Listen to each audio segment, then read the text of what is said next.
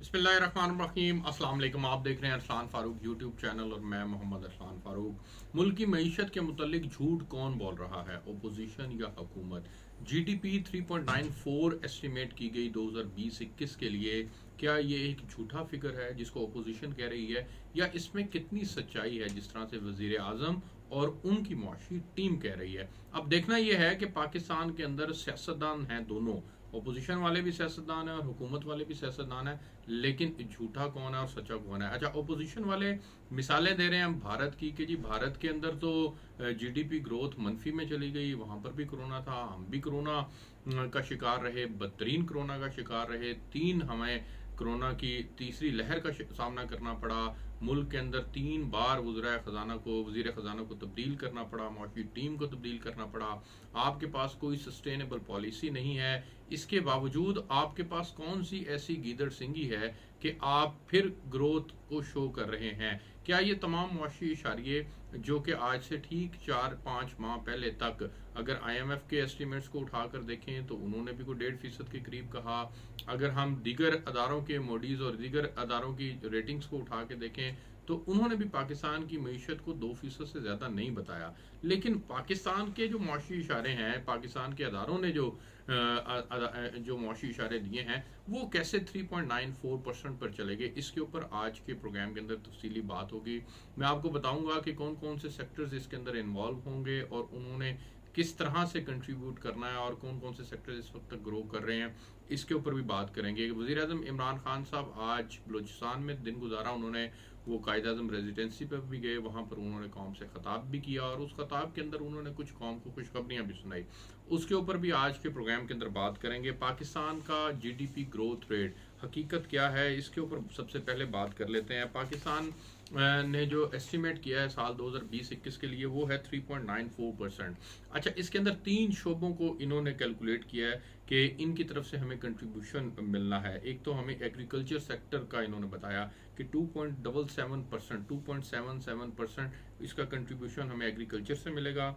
Services sector से ये 4.43% contribution मुतवक्का है और इंडस्ट्रियल सेक्टर से 3.57% इन्हें जो है वो कंट्रीब्यूशन मुतवक्का है। अब ये तमाम सेक्टर्स जो हैं ये किस तरह से आगे बढ़कर ग्रो कर रहे हैं, इसका भी कुछ डाटा मैंने रिसर्च किया, ये भी मैं आपके साथ शेयर करता चलूँ। आपको मैं 3 फसलें बताता हूँ जी। सबसे पहले मैं आपको बताता हूँ कि हमारे यहाँ गंदम की बेहतरीन फसल हुई, चावल हमारे यहाँ बहुत अच्छा हुआ, हमारे यहाँ मकई की फसल जो है वो इस वक्त हाईएस्ट रही, बहुत अच्छी रही, और ये शुगर केन की जो फसल थी ये भी बहुत अच्छी रही, और ये इससे पहले इतनी फसल अच्छी नहीं हुई थी।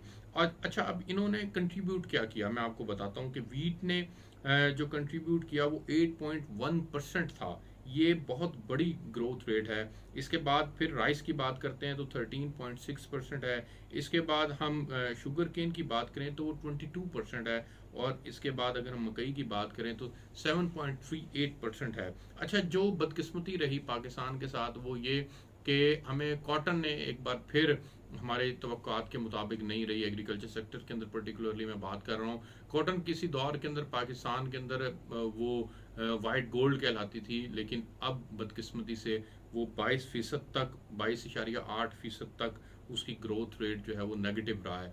ये एग्रीकल्चर सेक्टर की पर्टिकुलरली मैंने आपके साथ चंद इन्फॉर्मेशन शेयर की। इसके बाद मैं आपको बताऊं, इंडस्ट्रियल सेक्टर की बात करते हैं। इंडस्ट्रियल सेक्टर भी पॉजिटिव ग्रोथ रेट के अतबार से 3.57% इसने कंट्रीब्यूट करना है ओवरऑल अगर सूरत हाल को देखा जाए। और इसके अंदर जो सबसे ज़्यादा लार्ज स्केल मैन्युफैक्चरिंग है उसका कंट्रीब्यूशन रहेगा। अगर हम 3.57 को अगर ट्रिकल डाउन इफेक्ट में नीचे जा रहे हैं तो उसके अंदर में लार्ज स्केल मैन्युफैक्चरिंग का कंट्रीब्यूशन जो है वो बड़ा अनप्रेसिडेंटेड रहा है, उन्होंने 9.29% ग्रो किया है। अच्छा जी, इसी तरह से आप मजीद आगे बढ़ें तो टेक्सटाइल सेक्टर ने 5.9% ग्रो किया है, फूड एंड टबैको ने 11.73% कंट्रीब्यूट है, पेट्रोलियम सेक्टर का 12.71% कंट्रीब्यूशन है, फार्मास्यूटिकल्स का 12.57%, केमिकल्स का 11.65% और नॉन मेटेलिक मिनरल प्रोडक्ट्स का 24.31% कंट्रीब्यूशन है। ऑटोमोबाइल सेक्टर का 23.38% इनका कंट्रीब्यूशन है और फर्टिलाइजर का 5.69% कंट्रीब्यूशन है। ये एक बहुत बड़ा कंट्रीब्यूशन है, ये इंडस्ट्रियल सेक्टर का कंट्रीब्यूशन है। ये मैं आपको हकाइक बता रहा हूँ। आपको मैं कोई ऐसी दूसरी बात नहीं बता रहा। मैंने आपसे वादा किया हुआ है कि मैं आपके साथ बिल्कुल जो हकाइक होंगे, दुरुस्त हकाइक होंगे, वो आपको इस चैनल के ज़रिए से मिलेंगे। आपको ये कोई नहीं बताएगा, कोई और मीडिया हाउस नहीं आपको तफसील के साथ इस तरह से बताएगा जिस तरह से मैं आपको बता रहा हूँ। अच्छा जी, इसके अंदर हम इलेक्ट्रिसिटी और गैस सेक्टर जो है ये डिक्लाइन का शिकार हुआ है। इसकी तरफ से हमें जो डिक्लाइन मिला है वो हमें 22.96% डिक्लाइन मिला है। हमारे डिस्कोर्स के इश्यूज हैं, वहाँ से हमें उस तरह से चीज़ें जो हैं वो इनपुट नहीं मिल सका जो मिलना चाहिए था। अच्छा जी, कंस्ट्रक्शन एक्टिविटी बहुत बड़ी है पाकिस्तान के अंदर, ये इसने हमें बहुत बड़ा कंट्रीब्यूट किया। कंस्ट्रक्शन एक्टिविटी ने ये 8.34% इंक्रीज हुई है, और ये गवर्नमेंट और प्राइवेट सेक्टर दोनों की मिला के, पब्लिक और प्राइवेट सेक्टर की मिलाकर मैं आपसे बात कर रहा हूँ, इन्होंने ग्रो किया। अच्छा जी, इसी तरह से फिर सर्विसेज सेक्टर की बात करें तो सर्विसेज सेक्टर ने भी पाकिस्तान के अंदर बहुत ज़्यादा कंट्रीब्यूट करना है। 4.43% इस दफ़ा एस्टीमेट है ग्रोथ रेट, और फिर ये इसी तरह से प्राइमरीली आगे बढ़ेगा। इसमें होलसेल और रिटेल ट्रेड सेक्टर जो है वो उसका ग्रोथ रेट 8.37% है। और फिर इसी तरह से इसमें जो कमी आई है वो भी मैं आपको बताता हूँ। ट्रांसपोर्ट सेक्टर ने कंट्रीब्यूट नहीं किया, स्टोरेज सेक्टर ने कंट्रीब्यूट नहीं किया, और कम्युनिकेशन सेक्टर ने इनकी तरफ से हमें जो है वो डिक्लाइन देखने को मिला है। वो 0.61% का डिक्लाइन है। ये तमाम सेक्टर्स हैं जो कि ग्रो करेंगे। ये जीडीपी की असल कहानी है, और इस जीडीपी की असल कहानी के अंदर इन सेक्टर्स ने कंट्रीब्यूट करना है। अच्छा जी, अब इसके अंदर एक और नुक्ता है, वो बड़ा अहम नुक्ता है। वो नुक्ता ये है, आज अंजुम फारूक साहब जो कि कॉलमिस्ट हैं दुनिया अखबार के, दुनिया न्यूज़पेपर के, उन्होंने अपने कॉलम के अंदर चंद एक सवालात उठाए हैं। मैं वो उनके जवाबात भी चाहूँगा कि ये इस चार्ट को सामने रखते हुए उनके जवाबात भी दिए जाएँ। उन्होंने कहा है कि जी हुकूमत कह रही है कि तरसीलात ज़र हमें इस वक्त आउटस्टैंडिंग तरसीलात ज़र हमें जो है वो वसूल हो रहे हैं, और वो उनका एस्टीमेट जो है वो 24.2 अरब डॉलर है जो अब तक हमें वसूल हो चुके हैं बाहर से, पाकिस्तानियों ने जो पैसा यहाँ पर भेजा है।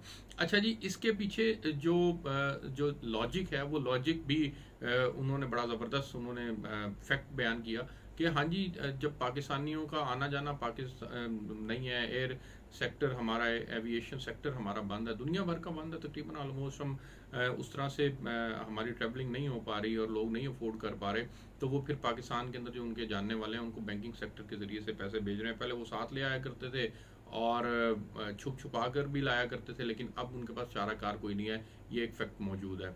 दूसरी जो उन्होंने अपने कॉलम के अंदर बात की, उन्होंने कहा जी पाकिस्तान का इस वक्त जो ओवरऑल ज़र मुबादला के ज़खायर हैं वो 23 अरब डॉलर पहुंच चुके हैं। 23 अरब डॉलर का मतलब क्या है कि आप यहाँ पर पाकिस्तान के अंदर आपने हौसला शिकनी की है, इंपोर्ट की हौसला शिकनी की है। यहाँ पर जो इंपोर्ट थी हमारी वो 50 अरब डॉलर पे खैर अब भी खड़ी है, लेकिन आपने एक्सपोर्ट्स को भी बढ़ाने की थोड़ी सी कोशिश की है, वो 23 अरब डॉलर हो चुकी है।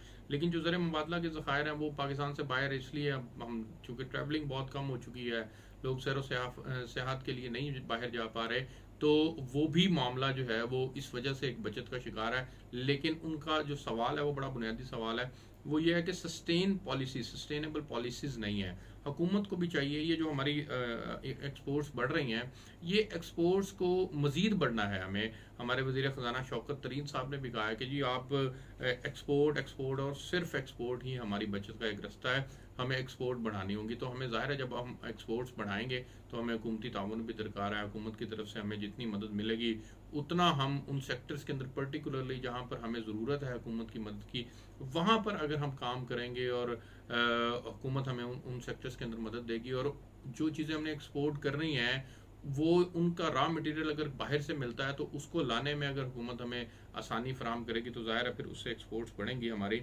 लेकिन हमारी इंपोर्ट और एक्सपोर्ट्स का जो गैप है वो अब भी बहुत है, ट्रेड डेफिसिट अब भी हमारा बहुत ज़्यादा है, इसको हमें देखना होगा। आज एक और जो खुशखबरियाँ आज के दिन के एतबार से रही वो भी मैं आपके साथ शेयर करूंगा। तो जीडीपी की मुकम्मल पिक्चर ये है जी, मैं उसको कंक्लूड कर दूं फिर मैं आगे बढ़ूंगा कि जीडीपी पाकिस्तान के अंदर जो इस वक्त एस्टिमेटेड फिगर्स दिए जा रहे हैं वो फिगर्स हौसला अफजा हैं। उसके पीछे मल्टीपल रीज़न हो सकती हैं, उसके पीछे बाहर की दुनिया के अंदर चूँकि काम नहीं हो पा रहा, वर्किंग नहीं है, तो दुनिया पर्टिकुलरली पाकिस्तान की मार्केट की तरफ देख रहे हैं, जिसमें टेक्सटाइल सेक्टर ने खास तौर पर कंट्रीब्यूट किया है।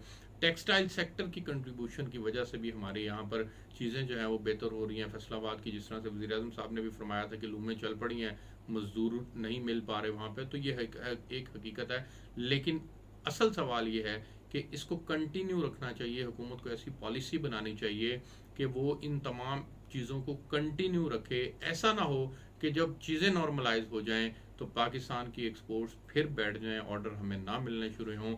अब जो ऑर्डर्स मिल रहे हैं उनमें उनमें हमें अपनी क्वालिटी को बेहतर से बेहतर करना है, प्राइस को हमें बेहतर से बेहतर रखना है, मुनासिब रखना है, ताकि दुनिया हमसे चीज़ें खरीदे। हमारी चीज़ अच्छी होगी तो दुनिया हमसे खरीदेगी और वो किसी और मुल्क की तरफ नहीं शिफ्ट होंगे। अच्छा जी, अब बात हैं जी कौम को खुशखबरियाँ वज़ीर-ए-आज़म साहब ने कौन कौन सी सुनाई हैं।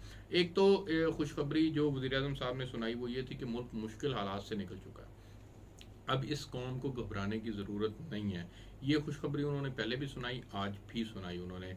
अच्छा, वज़ीर-ए-आज़म साहब क्यों कह रहे हैं कि मुश्किल हालात से निकल चुका है, उसके पीछे रीज़न ये जो इससे पहले कहानी बयान की गई है जीडीपी ग्रोथ की, उसकी कहानी है। और दूसरी जो चीज़ वज़ीर-ए-आज़म साहब ने कही वो ये थी कि जो मुआशी तौर पर हम बैंकरप्सी की तरफ जा रहे थे, जो बहरान का शिकार थे, वो भी अब हम उस मुआशी बहरान से निकलना शुरू हो गए हैं।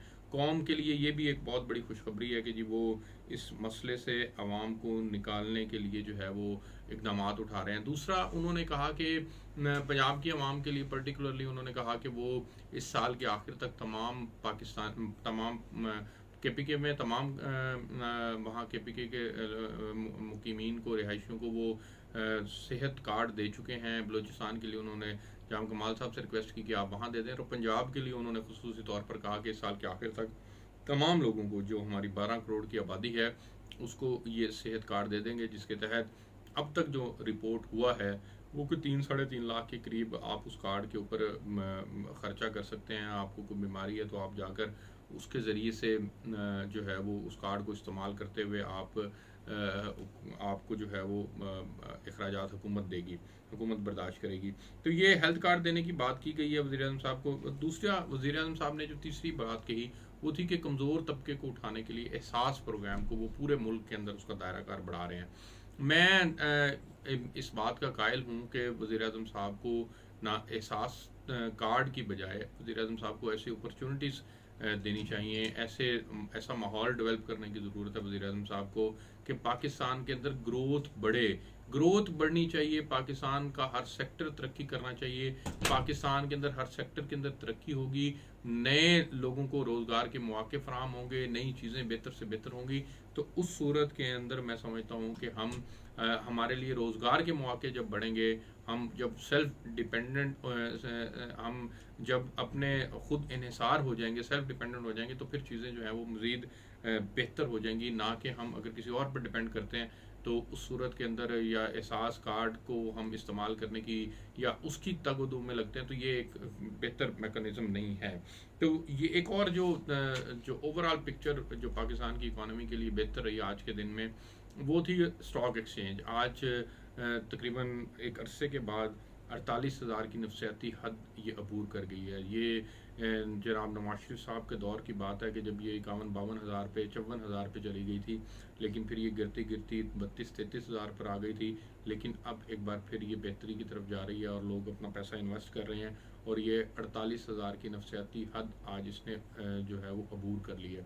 तो ये तमाम एक्टिविटीज़ हैं जिनकी तरफ जो है वो वज़ीर-ए-आज़म इमरान खान साहब ने आज रोशनी डाली। और मैंने भी कोशिश की कि मैं आपके साथ जो है वो आपके साथ वो तमाम मामलात जो हैं वो शेयर करूं।